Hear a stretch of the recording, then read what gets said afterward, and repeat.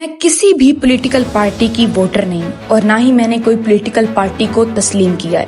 آج جو بھی بات کروں گی وہ ایز اے پاکستانی کروں گی۔ تو چلے بات کی تفصیل میں جانے سے پہلے ہم چند ویڈیوز دیکھ لیتے ہیں۔ ایک گھر کی ضروریات نہیں پوری ہو رہی، اوپر سے پیٹرول، اپنی پڑھائی دیکھیں، گھر دیکھیں، ہم کیا دیکھیں۔ روز اکیڈمی میرا جانا ہوتا ہے اور پیٹرول کے پیسے پورے کروں، اپنی اسٹیشنری کے پیسے پورے کروں یا پھر دوسری چیزوں کے پیسے پورے کروں، گھر کے اخراجات بھی ہوتے ہیں۔ ہماری لائف لگی ہے، کب سے کھانا نہیں کھایا؟ کل کا نہیں کھایا ہے، پانی پی کے سو رہے ہیں۔ کیا کھانے کو دل کرتا ہے؟ وہی روٹی لگا لے، چاول ہو۔ غربت کا مارا باپ جو کوئی بیٹے کی چیز- لاش کو کفن بھی نہ دے سکا، جوان بیٹے کی لاش چادر میں لپیٹ کر قبرستان پہنچ گیا۔ شہری اب ذرا پنجاب گورنمنٹ کی سینئر منسٹر کی بھی بات سنیے۔ اور اسپیکر صاحب یہاں بات کی جہاز کیوں خریدا ہے بھائی؟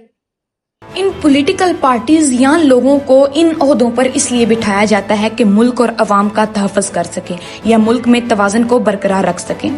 ہمارا ملک ایک اسلامک ملک ہے جس کے آرٹیکل میں بھی یہ بات شامل ہے کہ ملک میں بادشاہت اور حکمرانی صرف اللہ تعالیٰ کی ہے، اور اس ملک کے اندر اس طرح کی تمام اتھارٹیز اور عہدوں پر فائز لوگ اللہ تعالیٰ اور قرآن و سنت کے بنائے ہوئے احکامات کے مطابق عوام کی فلاح و بہبود کے لیے کام کریں گے۔ سمجھ تو مجھے اس بات کی نہیں آ رہی کہ یہ لوگ خود کو ملک، عوام اور عوام کے پیسے کو اپنی مالکیت سمجھ کر کیوں بیٹھے ہیں۔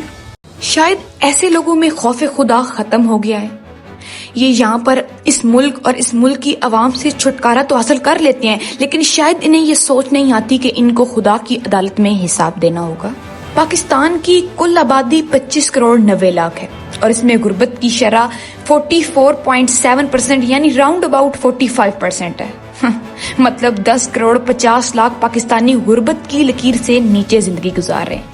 یہ ہے ہماری حکومت کا فیلئر۔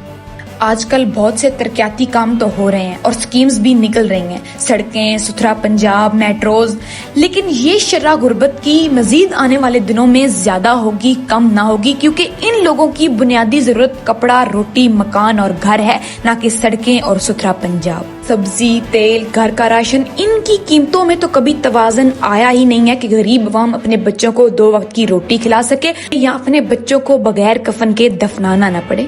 ایک عام انسان دن رات محنت کرتا ہے، تب جا کر اس کے ہاتھ میں وہ 8,000 روپے آتا ہے جو ٹیکسز کی صورت میں آپ کو ہی واپس کر دیتا ہے۔ آپ لوگوں کو اپنے آرام اور لگژری لائف کا اتنا خیال ہے کہ عوام کی خون پسینے کی کمائی سے آپ نے 11 ارب کا جہاز خرید لیا۔ Is that the way؟ تم سے پہلے بھی وہ جو ایک شخص یہاں تخت نشین تھا، تم سے پہلے بھی وہ جو ایک شخص یہاں تخت نشین تھا، اس سے بھی اپنے خدا ہونے پر اتنا ہی یقین تھا۔